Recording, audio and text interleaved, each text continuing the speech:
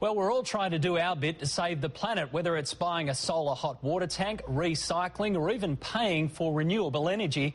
Australians are spending millions to become environmentally friendly. But some experts say we're wasting our cash and we're being duped by the government.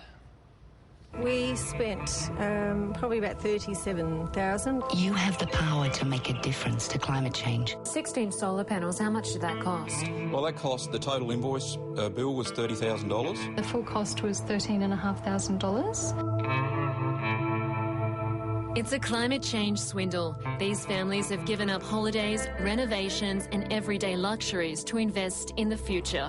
But not one of those expensive investments will reduce our nation's overall emissions. Customers are being duped by this government. There is a one-for-one trade-off.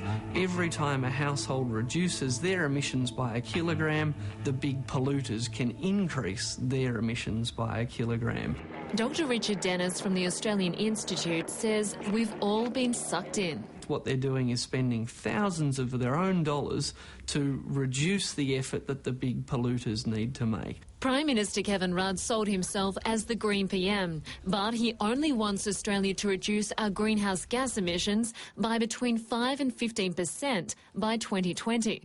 And he wants us, as individuals, to do most of the work. For the first time in history, we will begin to include the cost of carbon pollution in the price of goods and services. Amadis Lecheta says it'll take her 15 years to pay off her investment in solar panels. Why should the everyday person be assuming such a huge responsibility? Under the government's white paper, big companies are given massive handouts in the form of free carbon permits to emit greenhouse gases. Rio Tinto is the biggest winner, receiving $462 million. BHP's BlueScope Steel will receive just over $170 million. And it's not a struggling company. Last year's profit was $500 million. Even BHP Billiton does well. The free permits are meant to ensure these big polluting companies don't move completely offshore, but it also means they have little incentive to reduce emissions. Instead, households end up bearing the cost. Jeff Angel, director of the Total Environment Centre, calls the scheme a joke. The government's white paper is perverse. It gives big money to polluters. If you don't see the impact now, it's your children who will. More than 850,000 Australian households have already gone green. That's about 1 in 10 families paying extra to support renewable energy. In the past year alone, an extra 700,000 families have signed up for green power, 100,000 have installed solar hot water tanks, and at least 26,000 invested in solar panels. The total household investment, $4.4 billion. Every time a household emits a bit less, a polluter can emit a bit more.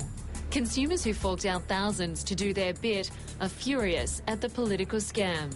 Oh, I'm pretty pissed off, I suppose. It's just a cop-out for big industry. Gavin Weber says his wife thought he was going through a midlife crisis when he suggested taking out a $30,000 loan for solar panels. It'll take us 10 years for total payback. He was hoping to make a difference, but now believes it's a rip-off from start to finish. The solar panels are producing energy and the excess is actually making the meter spin backwards, and the energy companies are actually getting that electricity for free. They don't pay me for it, and they then on-sell that as green power. So, you know, that makes me angry as well. Kay McKenzie is in the same boat. We've got 10 solar panels and it's a grid integrated system. And how much did you spend on them? $22,000. We've got $8,000 worth of rebates. So you'll be paying that off for a while? Yes, quite a few years. This week, the government dumped the Senate inquiry into the emission trading scheme and announced the scheme would go ahead by mid-next year. Climate Change Minister Penny Wong has refused an interview despite daily requests during the past week. Instead, she issued this statement saying strong household action helps make it easier for governments to set even more ambitious targets in the future. But that target won't be changed until 2020. Oh, it's quite clear that the big polluting companies put a lot of political pressure on the Rudd government. The government caved in. That's Linda Kincaid reporting.